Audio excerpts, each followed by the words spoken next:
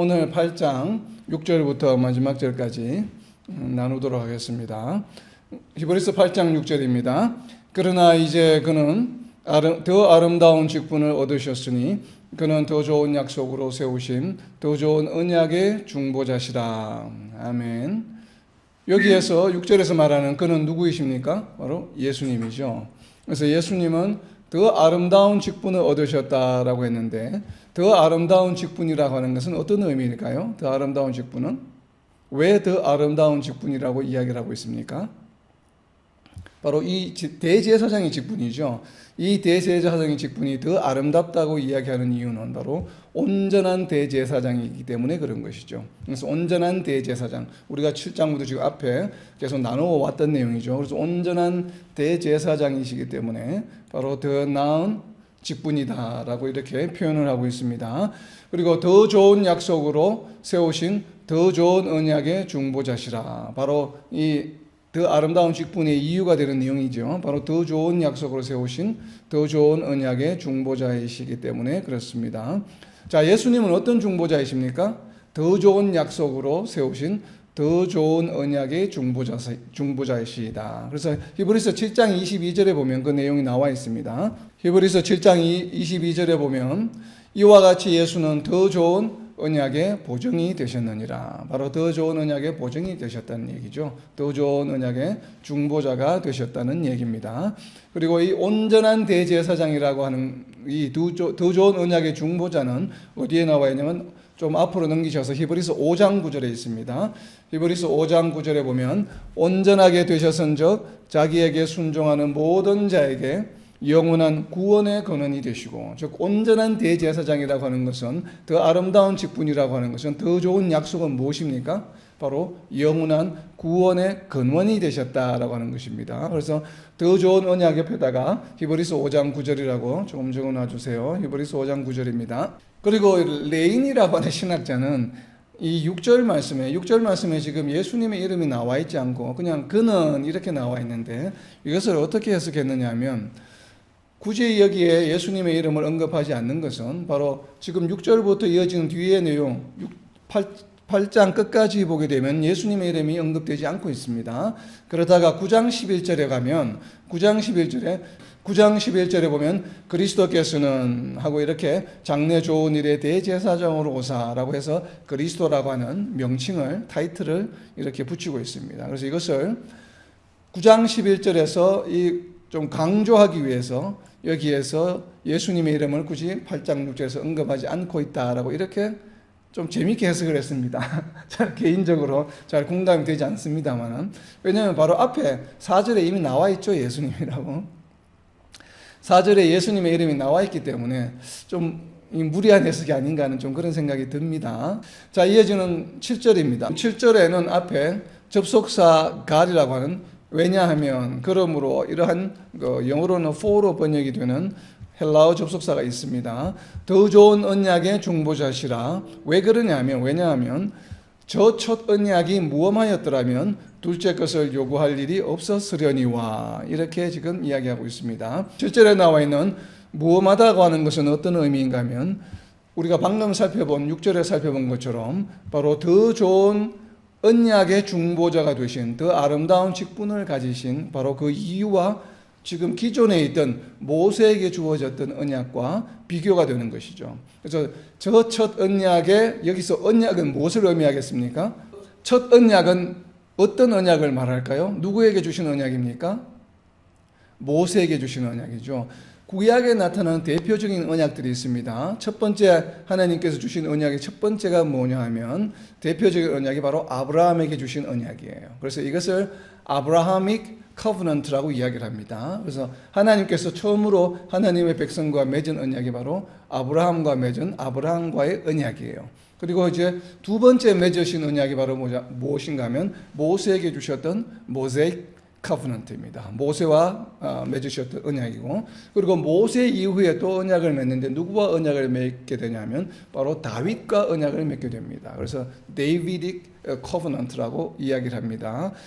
그리고 지금 오늘 우리가 나누고 있는 이 새 언약과 연관이 있는 예레미야에 보게 되면 새 언약이 나오게 됩니다. 그래서 대표적으로 구약에 나타나는 하나님의 언약은 크게 네 가지로 나눠 볼 수가 있습니다. 그래서 여기 특별히 첫 언약이라고 하는 것은 아브라함과 맺은 언약이 아니에요. 실제적으로 하나님께서는 하나님의 백성과 아브라함과 처음 언약을 맺으셨지만 신약 성경에서 언급되고 있는 첫 언약, 보통 언약은 바로 모세에게 주신 언약을 말합니다. 왜냐하면 모세와 맺은 언약은 돌판에 새겨진 언약이기 때문에 그래요. 그래서 약 한 600, 신약자들 615가지, 약 600여 가지의 계명이 구약에 기록이 되어 있다고 합니다. 바로 그러한 계명, 무엇 하지 마라, 무엇 하라라고 하는 이런 계명들을 주셨기 때문에 모세에게, 그래서 우리가 모세의 율법이라고 이야기를 하고 모세와 맺은 언약이라고 이야기를 합니다. 그래서 여기서 첫 번째 언약은 모세에게 주신 언약입니다.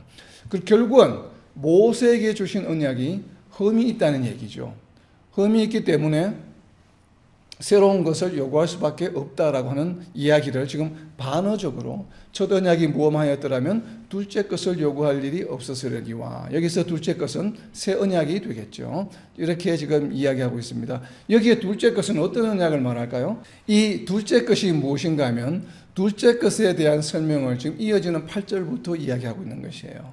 바로 둘째 것의 내용입니다. 우리가 둘째 것을 요구할 일이 없었으려니와 하면 우리가 생각하기로 예수님을 대제사장으로, 예수님을 메시아로 보내주신다고 하는 이 약속이죠. 그런데 히브리 기자는 예수님이 둘째 것, 즉 새 언약인데 이 새 언약이 구약에서 이미 예언되었다라는 관점에서 지금 이야기를 하는 것입니다. 그래서 여기에 나오는 첫째 언약과 둘째 언약은 모세의 언약과 그리고 예수님이 대제사장으로 오셨다는 이야기이지만 실질적으로 히브리 기자가 바라보는 둘째 것은 새 언약이에요. 그 새 언약의 설명이 바로 뒤에 이어지는 8절에 나오고 있죠. 그렇기 때문에 8절을 볼 때 자세하게 설명을 다시 하겠습니다. 자, 무엄하다는 것은 어떤 의미인가 하면 히브리서 7장 25절에 있습니다. 히브리서 7장 25절에 보면 왜 첫 번째 것이 무엄하다고 하는지 그 이유가 나와 있습니다. 히브리서 7장 25절입니다. 그러므로 자기를 힘입어 하나님께 나아가는 자들을 온전히 구원하실 수 있으니 이는 그가 항상 살아계셔서 그들을 위하여 간구하심이라. 바로 예수님에 관한 이야기인데 온전히 구원할 수 없는 것을 흠이 있다라고 지금 히브리 기자는 바라보고 있는 것입니다. 그래서 예수님이 이렇게 두 번째 언약으로 오실 수밖에 없었던 이유는 온전히 우리 성도들을 구원하시기 위함이에요. 그런데 첫 번째 모세에게 주어졌던 이 율법은, 언약은 바로 온전히 우리를 구원할 수 없었다고 하는 것입니다. 왜 온전히 구원할 수 없었습니까?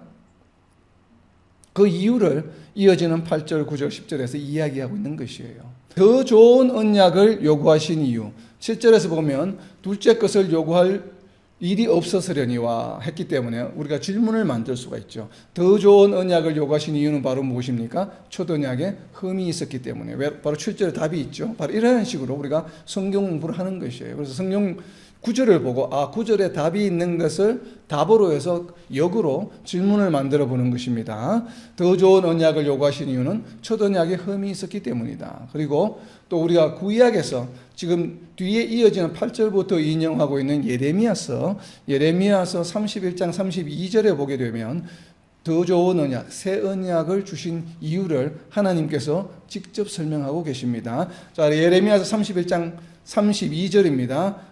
왜 더 좋은 언약을 주셨는지를 설명하고 있습니다. 예레미야서 31장 32절입니다.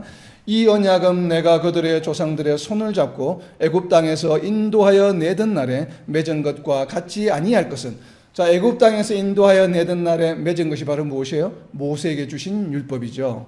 같지 아니할 것은 그와 같지 않다는 얘기예요. 내가 그들의 남편이 되었어도, 즉 이스라엘 민족이 아내가 되고 하나님이 남편이 되었다는 얘기입니다. 그들의 남편이 되었어도 그들이 내 언약을 깨뜨렸습니다. 여호와의 말씀이니라.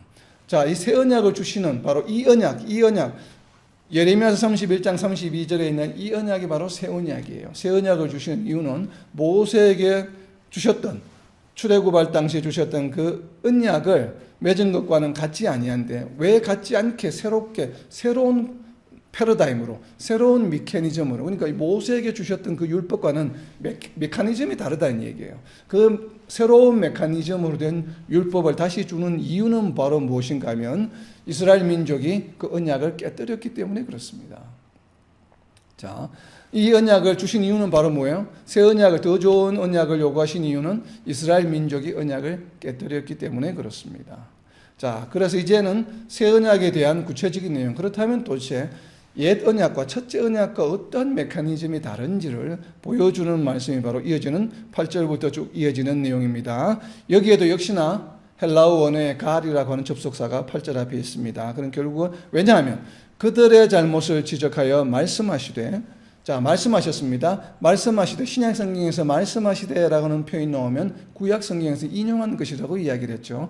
그래서 말씀하시되 다음에 나오는 내용들이 바로 구약 성경에서 인용한 것입니다. 어디에서 인용을 했느냐 하면 8절의 내용은 예레미야서 31장 31절입니다. 주께서 이르시되 볼지어다 날이 이르리니 내가 이스라엘 집과 유다 집과 더불어 새 언약을 맺으리라. 아멘. 예레미야서 31장 31절입니다. 예레미야서 31장 31절도 같은 내용입니다. 예레미야서 31장 31절 읽어보겠습니다. 여호와의 말씀이니라 보라 날이 이르리니 내가 이스라엘 집과 유다 집에 새 언약을 맺으리라. 같은 내용이죠. 같은 내용을 지금 그대로 8절에서 인용하고 있습니다. 자, 여기에서 집으로 명명하신 이유는 무엇입니까? 집으로 이스라엘 집과 유다 집. 이것은 당시의 표현이에요. 왜냐하면 이스라엘이 다윗 왕 때에 있을 때에 주변 국가들이 무엇이라고 불렀냐면 다윗이 왕가이기 때문에 다윗의 집이라고 불렀어요. 이 이스라엘 민족을 부를 때 그러한 동일한 표현으로 이스라엘이 다윗 시대 때에는 하나의 나라였다가 다윗의 아들인 솔로몬 왕 때 마지막에 솔로몬 왕을 다윗과 솔로몬 왕 때는 통일 이스라엘 민족이었지만 솔로몬의 범죄로 인하여서 솔로몬의 아들들에 와서 그죠? 북이스라엘과 남유다로 나뉘어지게 됩니다. 그래서 남유다에 있던 12 부족 중에 바로 유다와 베냐민 지파가 남유다를 형성하였고 나머지 10지파가 북이스라엘을 형성하게 되었죠. 그렇기 때문에 여기서 이스라엘 집이라고 하는 것은 바로 북이스라엘을 의미하는 것이고 유다 집이라고 하는 것은 남유다를 의미합니다. 이스라엘 민족이 두 나라로 나누어졌기 때문에, 그리고 하나님께서 이스라엘 민족을 심판하실 때 우리가 지금 나누고 있는 것처럼 옛 언약을 깨뜨렸기 때문에, 언약을 제대로 지키지 않았기 때문에 누구를 먼저 벌하십니까? 바로 북이스라엘을. BC 약 한 700년경에 북이스라엘을 먼저 벌하십니다. 멸망하게 하시고, 그리고 BC 500년대에 와서 남유다를 약 한 150년 후에 남유다까지 멸망하게 되죠. 바로 징벌하신 그 두 대상이 이스라엘의 두 민족이 북이스라엘과 남유다였기 때문에 이스라엘 집과 유다 집이라고 지금 이야기를 하고 있는 것입니다. 왜냐하면 이 예레미야서는 언제 하신 예언의 말씀이에요? 바로 남유다가 멸망하기 직전에, 멸망할 당시에 예레미야 선지자를 통해서 선포되신 말씀이에요. 이제 곧 남유다를 멸망하실 것이에요. 그러니까 멸망을 시키시고 또 북이스라엘도 150여 년 전에 먼저 멸망을 시키셨지만 멸망을 시키고 그냥 끝이 난 것이 아니라 멸망을 시킬 그 무렵에 직전에 반드시 하나님께서는 다시 회복시켜 주시겠다고 하는 언약의 말씀을 하십니다. 그래서 북이스라엘이 멸망할 때는 그때 활동했던 선지자가 누구인가 하면 바로 이사야예요. 그래서 이사야가 굉장히 길게 50장에 걸쳐서 북이스라엘을 회복시켜 주시겠다고 하는 언약의 말씀을 하고 있는 것이고, 예레미야서를 통해서는 다시 남유다를 멸망시키기 직전에 비록 내가 너희 죄로 인하여 지금은 멸망시키지만, 그렇지만 어찌되었든 내가 선택한 내 백성이기 때문에 언젠가는 메시아를 다시 보냄으로 너희를 구원해 주시겠다라고 하는 지금 언약의 말씀이 지금 이 예레미야서 31장에 있는 것입니다. 그래서 예레미야서 31장 말씀을 지금 여기에서 히브리 기자가 그대로 인용을 하고 있습니다. 유다 집과 더불어 새 언약을 맺으리라. 바로 이 새 언약이 예레미야서 31장 31절에 설명이 되어 있죠. 이어지는 9절입니다. 히브리서 8장 9절 말씀은 바로 이어지는 예레미야서 31장 32절 말씀을 인용한 것입니다. 그래서 지금 히브리서 8장 8절부터 이어지는 말씀은 예레미야서 31장 31절부터 34절까지의 말씀을 인용한 것이에요. 이게 신약 성경에서 구약 성경을 인용하는 경우가 굉장히 많은데, 특별히 지금 이 히브리서 8장 부분이 신약 성경에서 구약 성경을 가장 길게 인용한 부분이에요. 무려 4구절을 그대로 인용을 했기 때문에 그렇습니다. 보통 한 구절 아니면 한두 구절씩 인용을 하죠. 아니면 한 부분을 인용을 하는데, 지금 히브리 기자는 예레미야서 31장 31절부터 34절까지를 통째로 그냥 인용을 그대로 하고 있습니다. 그렇기 때문에 가장 길게 인용한 부분이기도 합니다. 자, 이어지는 히브리서 8장 9절입니다. 또 주께서 이르시기를 바로 예레미야서에서 말씀하셨다는 얘기죠. 이 언약은 내가 그들의 열조의 손을 잡고 애굽 땅에서 인도하여 내던 날에 그들과 맺은 언약과 같지 아니하도다. 바로 예레미야서 31장 32절에 나와 있는 내용입니다. 그들은 내 언약 안에 머물러 있지 아니하므로 내가 그들을 돌보지 아니하였노라. 자, 지금 히브리서 8장 9절을 잘 유념해서 보시고, 제가 예레미야서 31장 32절을 읽습니다. 이 히브리서 8장 9절과 예레미야서 31장 32절을 인용한 것이라고 제가 말씀을 드렸는데, 다른 부분이 있습니다.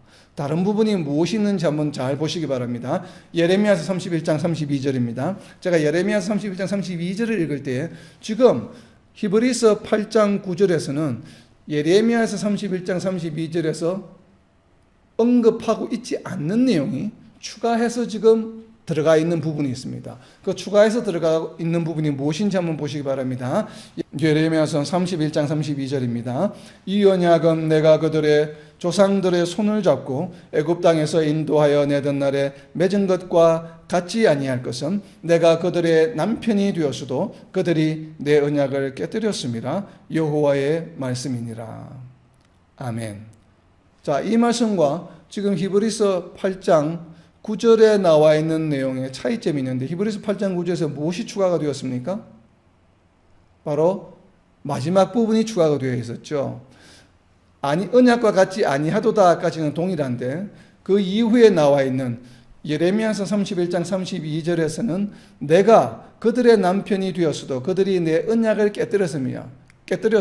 결국은 언약을 지키지 않았다라고 하는 이야기를 히브리서 8장 9절에서는 내 언약 안에 머물러 있지 않았다라고 이렇게 간단하게 표현했습니다. 남편이 되었다는 표현은 뺐죠. 그러면서 무엇을 추가했냐면, 예레미야서 31장 32절에는 돌보지 않았다라고 하는 이야기가 없습니다. 그냥 내가 남편이 되었는데 그들이 내 언약을 깨뜨렸다라고 하는 이야기만 예레미야서에는 하고 있습니다. 그런데 히브리 기자가 여기에는 남편이라고 하는 이야기는 빼고, 그리고 내가 그들을 돌보지 아니하였다라고 추가를 했습니다. 왜 그럴까요? 왜 돌보지 않았다라고 하는 말을 추가했겠습니까?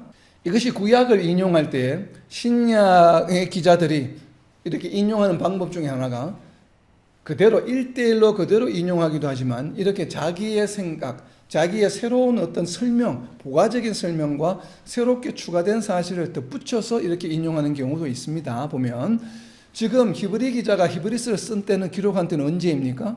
예수님이 오신 이후이죠. 그죠? 약 한 70년대로 보여지는데, 그리고 예레미야서를 기록할 때는 언제인가 하면 BC 500년대입니다. 남유다가 멸망하기 직전이에요. 그러니까 아직 지금 예레미야서가 이 예레미야서를 백성들에게 선포하고 있을 때는 남유다가 멸망했습니까? 멸망하지 않았습니까? 아직 멸망하지 않았죠. 곧 멸망할 것이죠. 그렇기 때문에 내가 돌보지 않은 것은 무슨 말이에요? 포로로 보낸 내용이죠. 내가 더 이상 이스라엘 민족을 돌보지 않고 내가 내버려 두었다라고 하는 것은 포로로 보냈다는 얘기죠. 그렇기 때문에 예레미야 선지자 때에는 돌보지 않은 내용이 아직 발생하지 않았어요. 그죠? 그런데 히브리 기자가 볼 때는 새 언약이 필요하다고 예레미야 기자를 통해서 예언을 하셨는데, 그것이 이미 이루어진 것을 히브리 기자는 알고 있죠. 이미 지난 상황이기 때문에. 그래서 포로로 갔고, 결국 나중에 포로로 갔지만 70년 후에 이들을 다시 회복시켜 주셨고, 그리고 다시 400년 후에 지금 다시 보면 예수님이 메시아가 오셔서 다시 우리를 구원해 주셨다는 것을 지금 히브리 기자는 알고 있는 것이죠. 모든 내용을. 그래서 포로로 끌려간 그 내용을 지금 히브리서 8장 9절에서 내가 그들을 돌보지 아니하였노라라고 바로 말라기서 마지막에 이야기를 인용을 해서 지금 덧붙였습니다. 여기에. 왜냐하면 말라기에서 내가 더 이상 너희들과 이제 연을 끊겠다라고 하는 그런 말씀을 선포하셨죠. 그리고 더 이상 말씀도 주지 아니하시고 돌보지 않으셨죠. 그건 히브리 기자가 알고 있죠. 약 400년간 하나님께서 침묵하셨습니다. 이스라엘 민족에게 더 이상 말씀하지 않으셨습니다. 선지자를 보내주시지 않으셨어요. 그렇기 때문에 그것을 너무나 잘 알고 있기 때문에 그래서 돌보지 않으셨구나 하는 내용을 지금 여기에 추가를 하고 있는 것입니다. 그래서 하나님께서는 언제 하나님의 백성을 돌보지 않으십니까? 바로 언제입니까?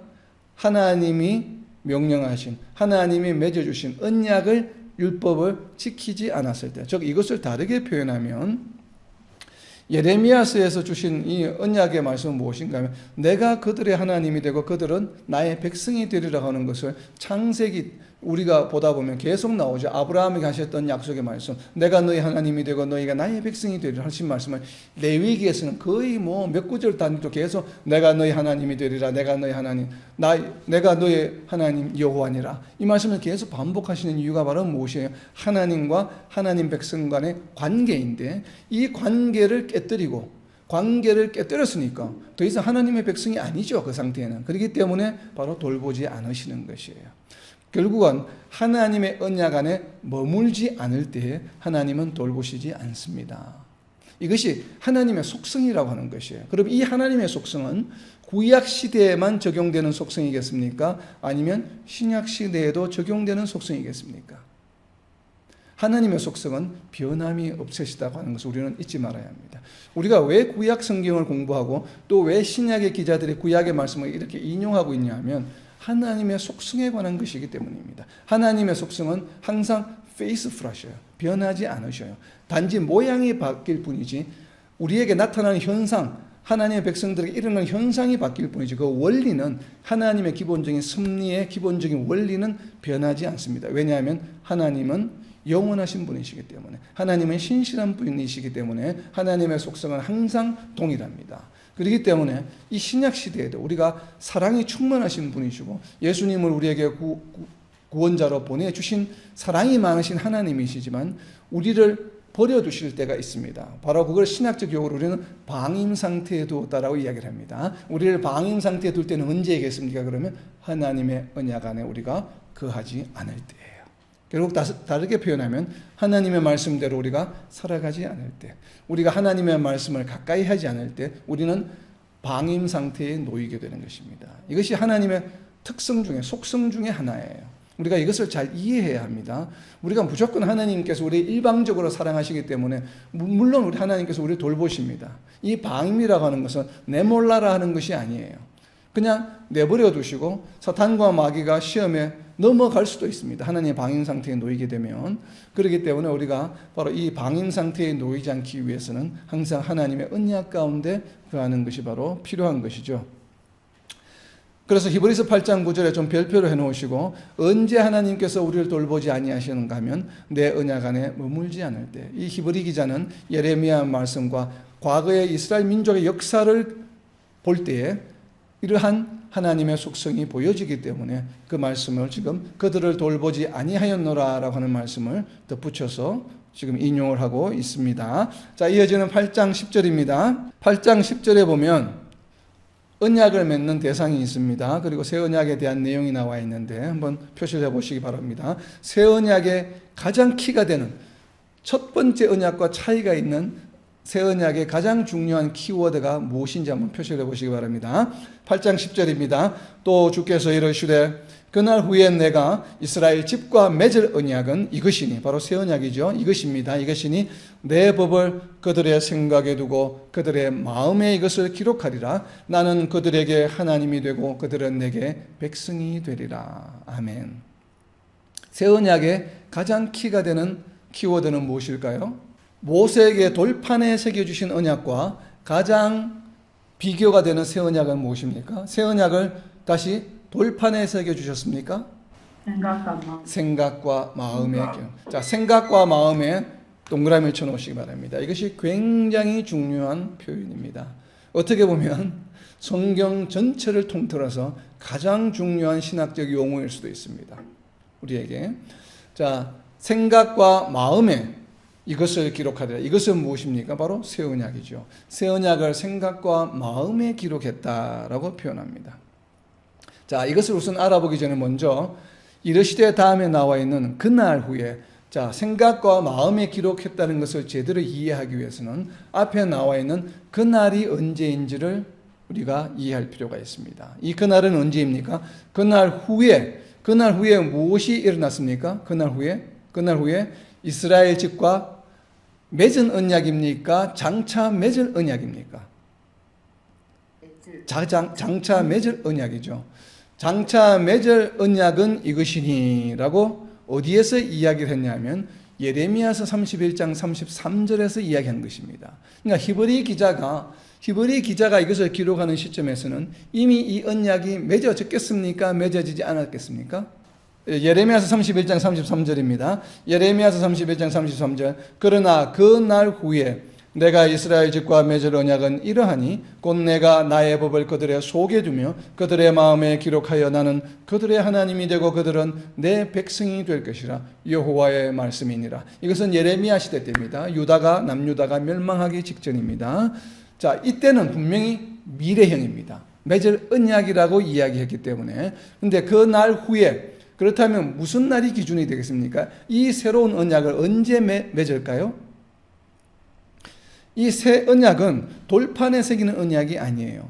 생각과 마음에 기록하는 언약이에요. 이 언약이 언제 맺어졌습니까? 그리고 이 언약은 무슨 내용입니까? 언약의 내용은 바로 뒤에 나와 있죠. 나는 그들의 하나님이 되고 그들은 내 백성이 되리라. 이 언약을 통해서 하나님의 백성이 아닌 사람이 하나님의 백성이 되는 언약이에요. 자, 우리는 지금 하나님의 백성입니까? 아닙니까? 백성이에요. 하나님의 백성이죠. 어떻게 하나님의 백성이 되었습니까? 믿음으로. 무엇을 믿음으로? 예수님을 믿음으로. 그러면 이 언약은 누구에 의해서 생겨난 언약입니까? 예수님이죠. 예수님을 믿음으로 우리가 어떻게 된다고요? 내 백성이 될 것이라. 백성이 되죠. 그리고 여호와는 그들의 하나님이 될 것이다. 바로 지금 우리의 하나님은 누구이십니까? 여호와시죠. 그리고 우리는 하나님의 백성이 되었죠. 누구 때문에? 예수님 때문에. 그렇다면 그날 후는 무슨 날이겠습니까? 예수님이 십자가에 돌아가시구나. 예수님이 이 땅에 오신 바로 초림의 역사를 말하겠죠. 그러니까 예레미야 선지자 기준에 보면 그날은 언제인가 하면 하나님께서 언젠가는 너희들과 내가 새 언약을 맺을 것이야. 그것이 지금 예레미야 선지자가 이야기한 예레미야 선지자를 통해서 선포하신 이 언약이 100년 후에 맺을 것이야. 200년 후에 맺을 것이야. 이 날이 아니에요. 그 날수를 정하지 않고 그냥 막연하게 특정한 날을 이야기했습니다. 그날 무언가가 일어나는 날이에요. 그러니까 캘린더적으로 달력적으로 몇 년 이 이야기가 아니라 그날 후에 새 언약을 맺을 것이야 라고 예언하시고 언약하셨습니다. 바로 그날은 무엇인가 하면 그날로 인해서 그날 때문에 너희가 내 백성이 될 수 있는 기회가 생겨. 바로 그것이 나의 언약이야. 그리고 내가 너희의 하나님이 될 거야. 바로 그 일 때문에.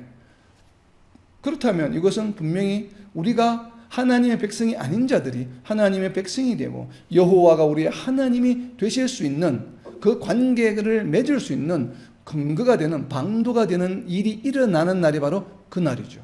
그래서 그날은 언제인가 하면 바로 예수님의 초림의 역사요. 또 구체적으로 이야기하면 예수님께서 골고다 십자가에서 바로 대속 사역을 하신 그날, 아주 정확한 바로 그날 하루가 되겠죠. 바로 예수님께서 십자가에 돌아가시고 부활하심으로 우리는 예수님을 믿음으로 하나님의 백성이 되는 그 언약의 유효한 적용을 받게 되었죠. 바로 그래서 이 그날은 저는 예수님의 초림의 날로 해석을 합니다. 그렇다면 히브리 기자는 이 언약의 말씀을 예레미야서를 인용할 때 과거형으로 쓰는 게 맞겠습니까? 미래형으로 쓰는 것이 맞겠습니까?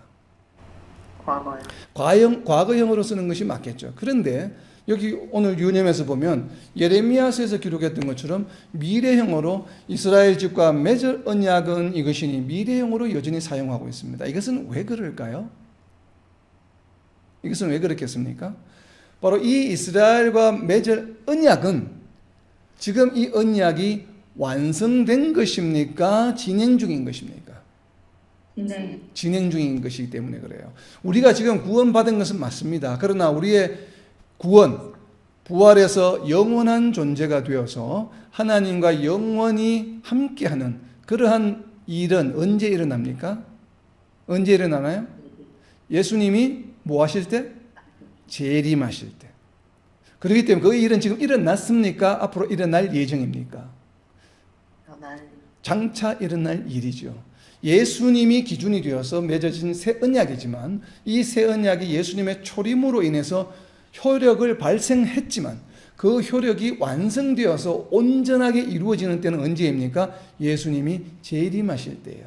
그렇기 때문에 히브리 기자는 예레미야서의 미래형을 그대로 여기에서 다시 인용하고 있다고 저는 해석을 합니다. 그래서 이 그날은 복수적인 의미가 있습니다. 그날은 언제인가 하면 예수님의 초림이요 또 예수님의 재림을 동시에 의미한다라고 저는 해석하고 싶습니다. 아직 어떤 분도 주석서에서 이렇게 해석을 하고 있지 않기 때문에 조심스럽긴 합니다만, 그러나 그날 후에 그리고 미래형으로 그대로 인용한 걸로 봐서는 예수님의 초림과 재림으로 해석하는데 큰 무리가 없으리라고 저는 개인적으로 생각을 합니다.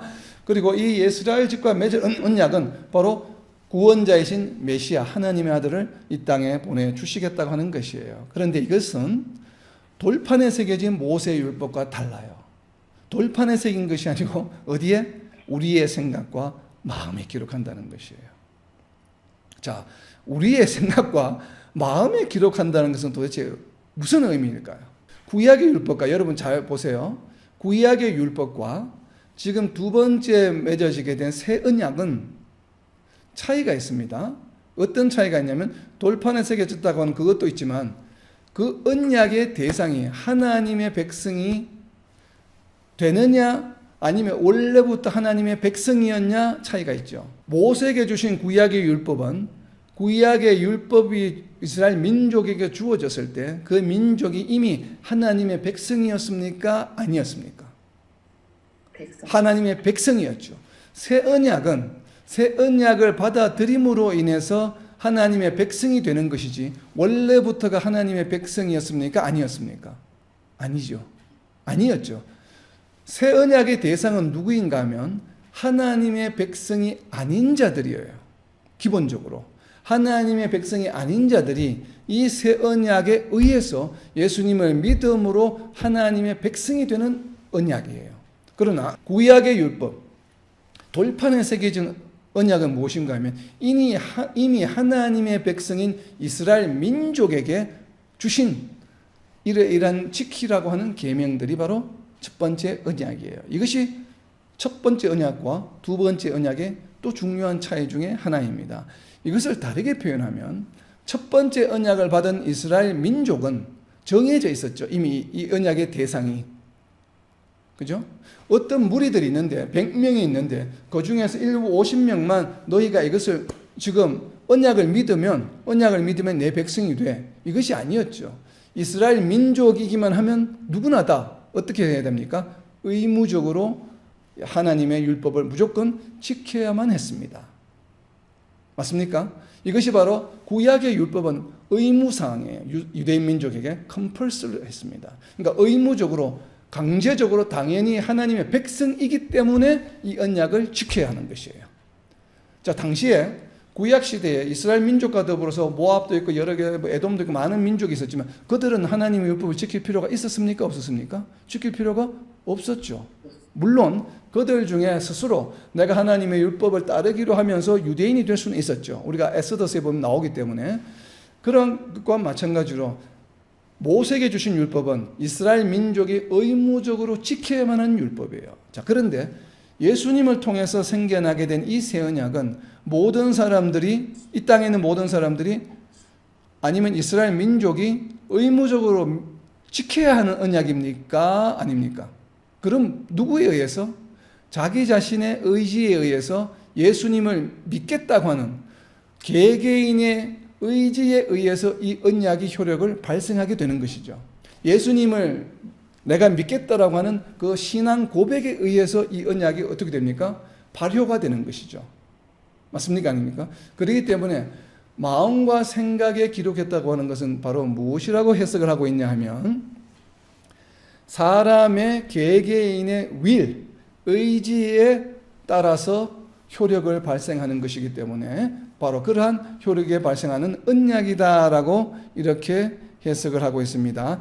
해리슨이라고 하는 신학자는 바로 구약의 율법은 의무에 의해서 지키는 것이죠. 의무감이 아닌 이 새 언약은 자유의지를 동반하는 그러한 언약이다. 즉 사람의 자유의지에 기록된 언약이다라고 이렇게 해석을 했습니다. 저는 개인적으로 상당히 공감이 갑니다. 자, 이 부분을 우리가 어떻게 해석하냐면 새 언약은 우리의 자유의지가 물론 신학적으로는 우리가 예수님을 믿게 된 것은 성령의 인도하심이 하나님의 축복이고 하나님의 전적인 우리의 선택과 예정과 또 우리의 영을 인도해 주셨기 때문에 그런 것이죠. 그런데 이것을 이제 다른 각도에서 보게 되면 구약의 율법과 비교하게 되면 구약의 율법은 의무사항이지만 이것은 우리가 신앙을 고백함으로 발효되는 언약이다라고 하는 의미에서 좀 공감이 가는 해석입니다. 자, 새 언약의 내용은 무엇인가 하면 마음에 기록한 것이고 그리고 마음에 기록한다는 것의 의미는 이 의미를 우리가 잘 알 수 있는 것은 또 설명을 좀 이해할 수 있는 것은 에스겔서에 있습니다. 자, 에스겔서 36장 26절입니다. 에스겔서 36장 26절에 보면 마음에 기록한다는 것이 어떤 것인지 좀 우리가 유추해 볼 수 있는 구절이 있습니다. 에스겔서 36장 26절입니다.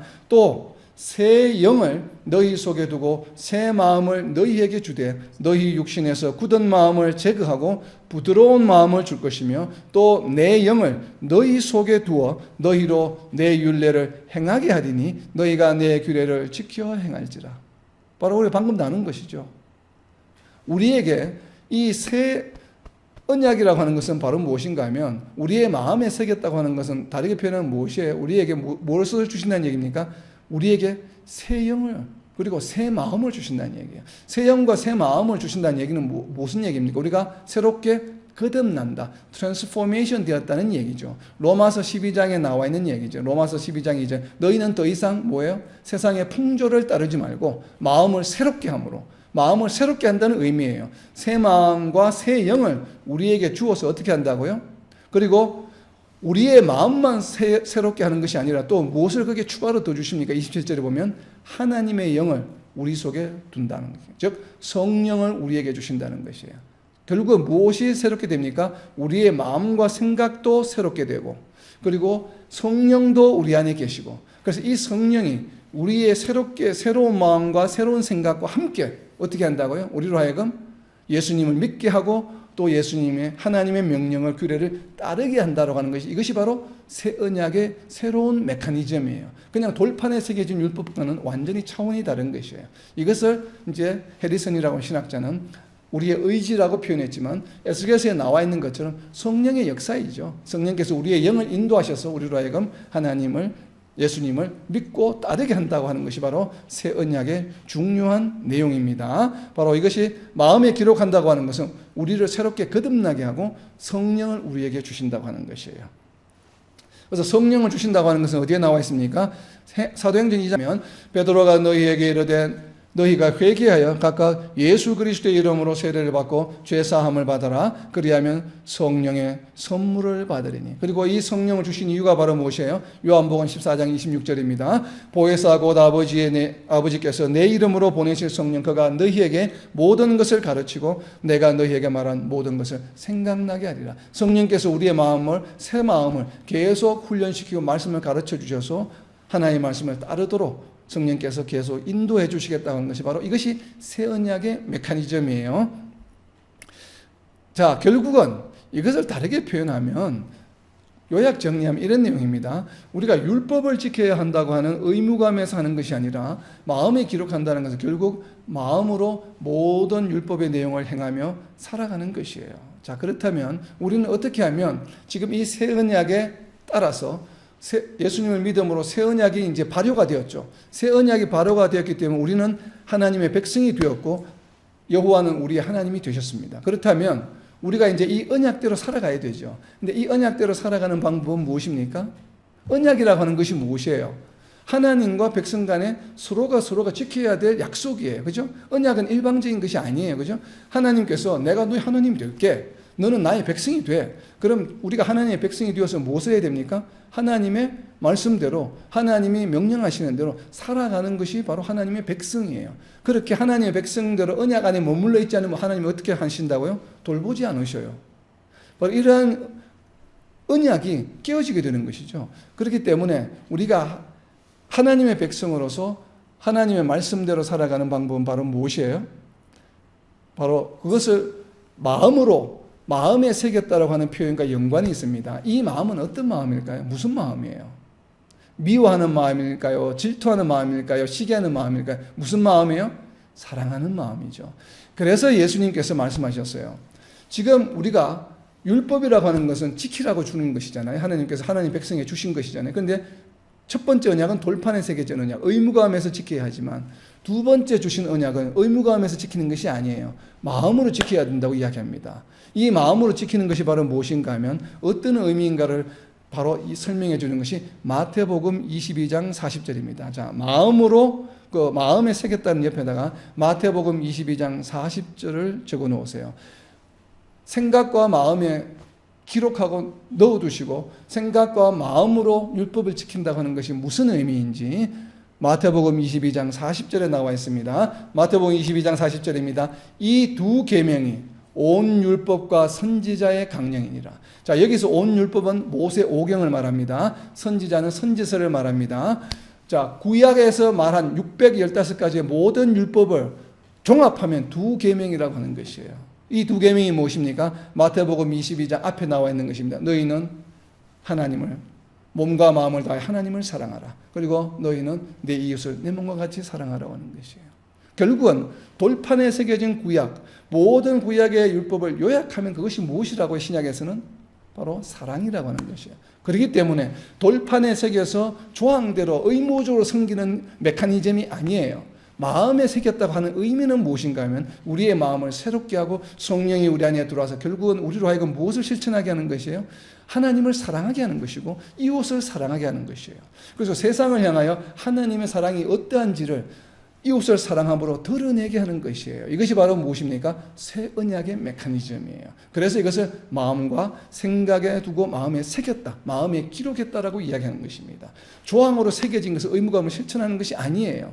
그렇다면 우리는 율법을 실천해야 합니까? 하지 말아야 합니까? 여전히 구약의 모든 율법과 지금 신약에 주어진 우리 모든 율법은 여전히 유효한 것입니다. 우리가 자꾸 구약의 율법은 폐했다고 하는, 이 폐했다고 하는 표현은 바로 무엇인가 하면 실천하는 방법이 바뀌었다고 하는 것이지 그것이 효력이 없어졌다고 하는 것이 아니에요. 결국 그 모든 율법은 무엇인가 하면 하나님을 사랑하는 것이고 이웃을 사랑하는 것을 구약시대는 구체적으로 조항으로 돌판에 써준 것뿐이에요. 결국 율법의 내용은 무엇입니까? 하나님을 사랑하고 이웃을 사랑하라고 하는 것이에요. 그것을 구약에서는 돌판에 새겨주었고 신약에서는 우리 마음에 새겨줌으로 우리가 그것을 사랑해야 된다라고 하는 것입니다. 자, 이어지는 히브리서 8장 11절입니다. 또 각각 자기 나라 사람과 각각 자기 형제를 가르쳐 이르기를 주를 알라 하지 아니할 것은 그들이 작은 자로부터 큰 자까지 다 나를 알미라. 하나님을 다 안다는 얘기입니다. 예레미야서 31장 34절을 그대로 인용한 것입니다. 예레미야 31장 34절입니다. 그들이 다시는 각기 이웃과 형제를 가리켜 이르기를 너는 여호와를 알라 하지 아니하리니 이는 작은 자로부터 큰 자까지 다 나를 알기 때문이라. 내가 그들의 악행을 사하고 다시는 그 죄를 기억하지 아니하리라. 여호와의 말씀이니라.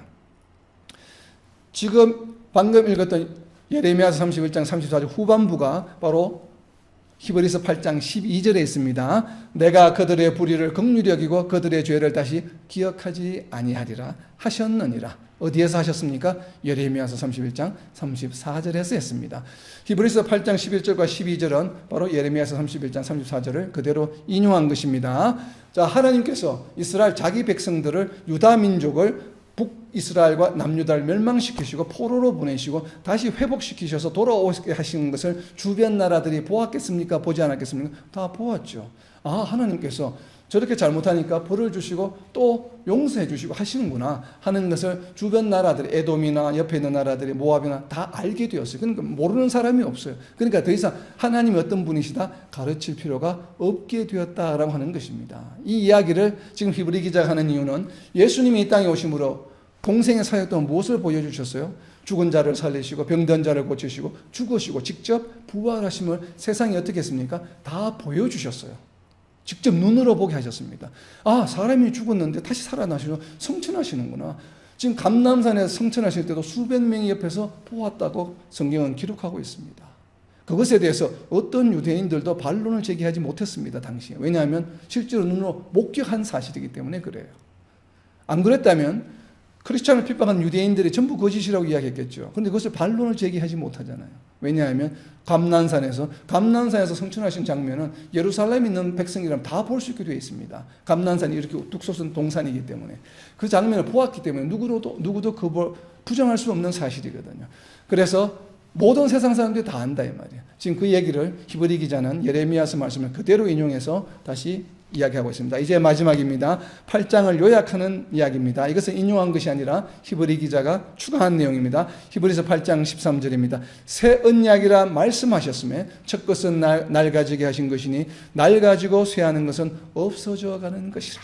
자, 이 이야기는 무엇인가 하면 새 언약은 어떤 의미인가 하면 첫 것이 날 가지고 없어진다는 표현이에요.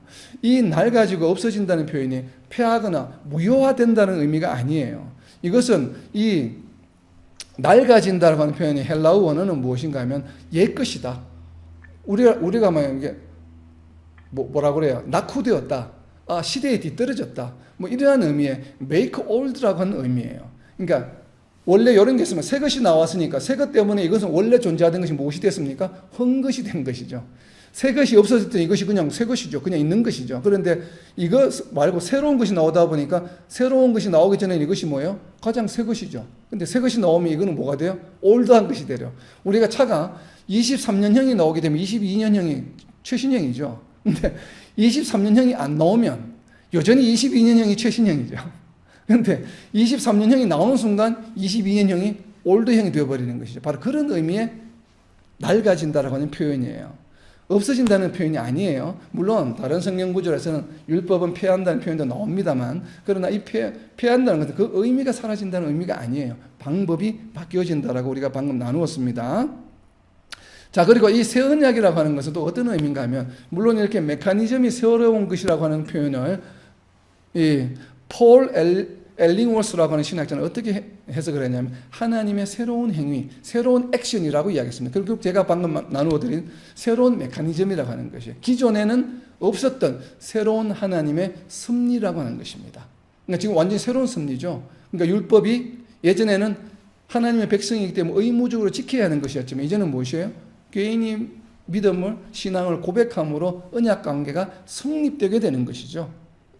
이게 언약은 개인의 신앙 고백에 의해서 맺어지게 되는 새로운 언약의 메커니즘이에요. 그리고 이것은 우리가 우리의 의지로 하려고 하는 것이 아니라 하나님께서 우리의 영을 새롭게 해주시고, 하나님 새롭게 해주시는 것이에요. 우리가 새롭게 하려고 하는 것이 아니라 하나님께서 새롭게 해주시고, 그리고 거기에 덧붙여서 추가적으로 성령을 우리에게 주셔서 하나님의 영이 우리의 영과 더불어서 어떻게 해요? 우리가 하나님의 자녀인 것을 세상을 향하여 드러내게 되는 것입니다. 이것이 바로 로마서 8장 16절에 있는 말씀이죠. 이것이 바로 로마서 8장 16절에 있는 말씀입니다. 이와 같이 정말 우리는 새 언약을 받은 새로운 하나님의 백성들임을 잊지 말고, 날마다 지금도 예수님께서는 이 새 언약의 중보자 대제사장으로 오셔서 지금 어디에 계십니까? 하나님 우편에서 우리를 위해서 무엇을 하십니까? 쉼 없이 우리를 위해서 중보 기도를 하고 계시다고 하는 것을 잊지 마시고, 정말 한순간 매 순간마다 나를 위해서 기도하시는 예수님을 기억하며 정말 믿음으로 승리하며 세상을 향하여 하나님의 자녀임을 드러내는 저와 여러분, 그리고 이 땅의 모든 하나님의 백성들이 되시기를 예수님의 이름으로 선포합니다.